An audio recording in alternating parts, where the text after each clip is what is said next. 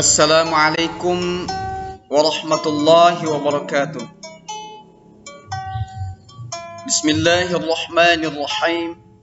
Alhamdulillahi rabbil alamin. Wassalatu wassalamu ala ashrafil mursalin Sayyidina Muhammadin wa ala alihi wa sahbihi ajma'in. Amma ba'd. Siswa-siswi sekalian, kembali kita bertemu dalam proses belajar mengajar online, dan kali ini tema kita adalah meneladani dakwah Rasulullah Sallallahu Alaihi Wasallam di kota Makkah. Oke, selamat mengikuti materi ini dengan seksama. Mudah-mudahan kalian semua bisa mendapatkan pembelajaran yang berharga. Amin ya rabbal alamin.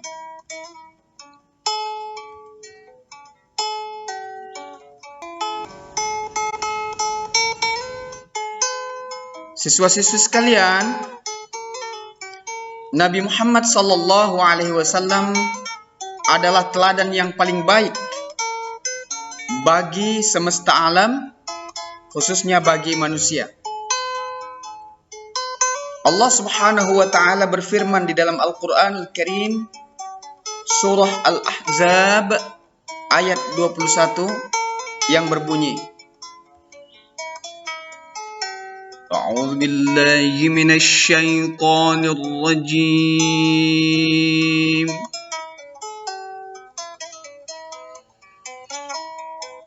Bismillahirrahmanirrahim.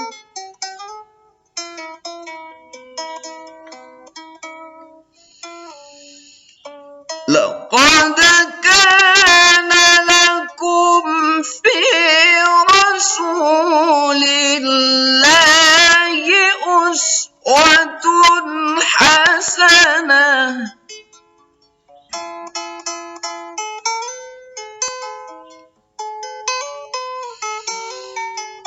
liman kana yarjullaha wal yawmal akhir wa dzakarallaha katsira.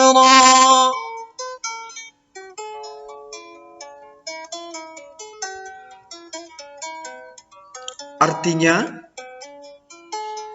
sesungguhnya telah ada pada diri Rasulullah itu suri teladan yang baik bagimu, yaitu bagi orang yang mengharap rahmat Allah dan kedatangan hari kiamat, dan dia banyak menyebut Allah.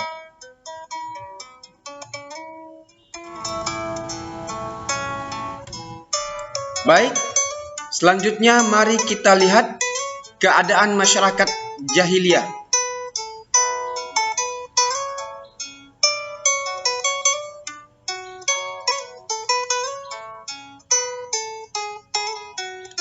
Berdasarkan asal-usul keturunan, penduduk Jazirah Arab dapat dibagi menjadi dua golongan besar, yaitu Qahtaniyun atau keturunan Qahtan dan Adnaniyun atau keturunan Ismail bin Ibrahim. Kondisi masyarakat Arab sebelum Islam dikenal dengan istilah jahiliyah. Masyarakat Arab jahiliyah berarti masyarakat yang masih berada dalam kebodohan. Kebodohan tersebut adalah kebodohan dalam bidang moral, norma, etika, hukum, dan agama.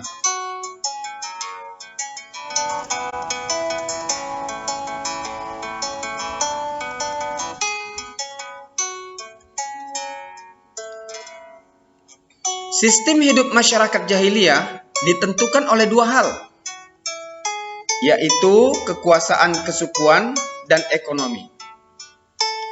Tiap suku bersaing menjadi yang paling kuat. Hal ini mengakibatkan sering terjadi peperangan, sehingga nilai wanita menjadi sangat rendah. Masyarakat Arab jahiliyah memiliki kebiasaan buruk, di antaranya minum minuman keras, berjudi, dan membunuh. Lebih dari itu, mereka beranggapan bahwa hal itu bukan merupakan perbuatan salah.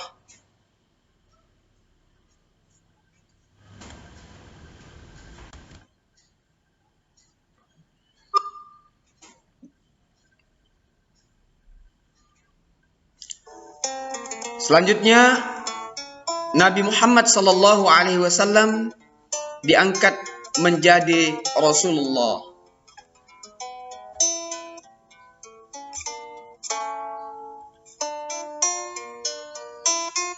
Ketika menginjak usia 40 tahun, Nabi Muhammad SAW lebih banyak mengerjakan tahannut atau menyendiri, menjauhkan diri dari keramaian.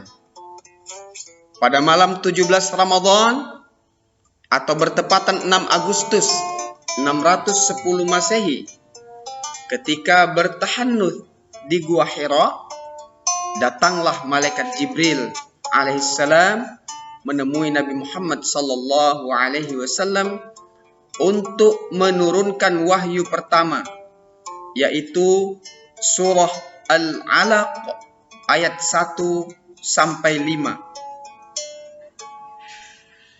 yang bunyinya, A'udzubillahi minasyaitonirrajim, Iqra bismi rabbikal ladzi khalaq, khalaqal insana min 'alaq, Iqra wa rabbukal akramul ladzi 'allama bil qalam, 'allamal insana ma lam ya'lam. Bacalah dengan nama Tuhanmu yang telah menciptakan.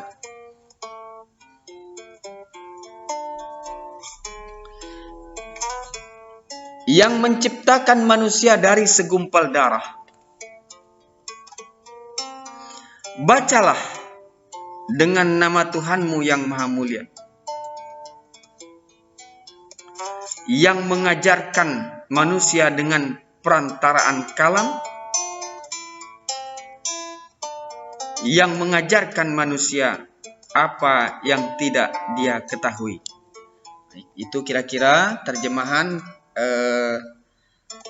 surah Al-Alaq ayat 1 sampai 5, di mana ayat ini adalah merupakan ayat pertama yang diterima oleh Nabi Muhammad SAW dan sekaligus menjadi tanda beliau dilantik menjadi seorang rasul oleh Allah Subhanahu wa taala dengan perantaraan malaikat Jibril alaihissalam. Selanjutnya mari kita lihat substansi atau isi dakwah Rasulullah sallallahu alaihi wasallam di Makkah. Pertama, mengajarkan tentang tauhid atau mengesahkan Allah Subhanahu wa taala atau menyembah Allah Subhanahu wa taala, di mana kita ketahui bahwa masyarakat Arab jahiliyah ketika itu mereka adalah penyembah berhala. Dan setelah Nabi Muhammad diutus, maka beliau mengajarkan kepada penduduk Arab yang merupakan penyembah berhala itu agar menyembah Allah Subhanahu wa taala, karena apa yang mereka lakukan sebagai penyembah berhala itu adalah merupakan kesesatan. Yang kedua, memperbaiki akhlak masyarakat Makkah. Seperti kita ketahui bahwa masyarakat Arab Makkah ketika itu tenggelam dalam kebodohan atau masyarakat jahiliyah. Salah satu contohnya adalah di mana para wanita itu tidak berharga sama sekali. Ya, bahkan tatkala seseorang melahirkan atau ibu melahirkan dan didapatinya anaknya wanita, maka langsung dibunuh, bahkan dikubur hidup-hidup. Ya.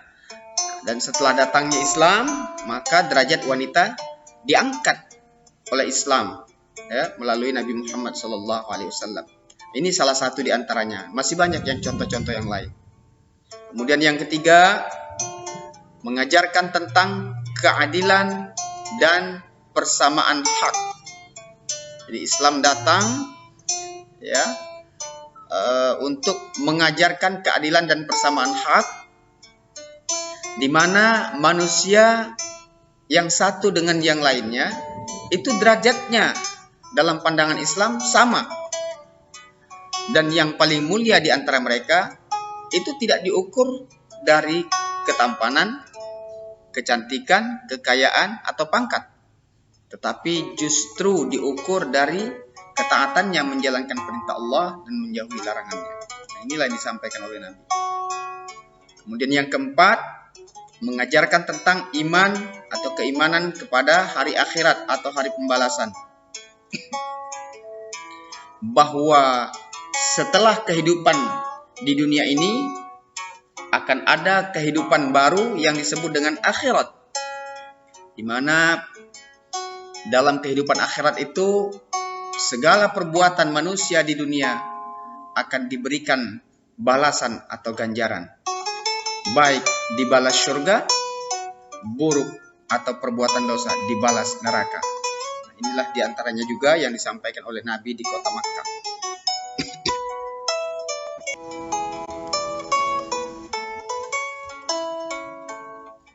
Nah, Nanda, itu dulu materi kita untuk tahap awal dalam judul meneladani dakwah Rasulullah di kota Makkah ini. Dan kali ini ada tugas untuk kalian, silahkan dikerjakan.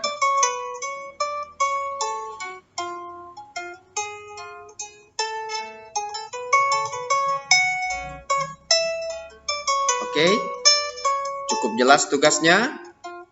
Akhirnya Bapak cukupkan sampai di sini. Mudah-mudahan materi ini bermanfaat. Akhirul kalam. Assalamualaikum warahmatullahi wabarakatuh.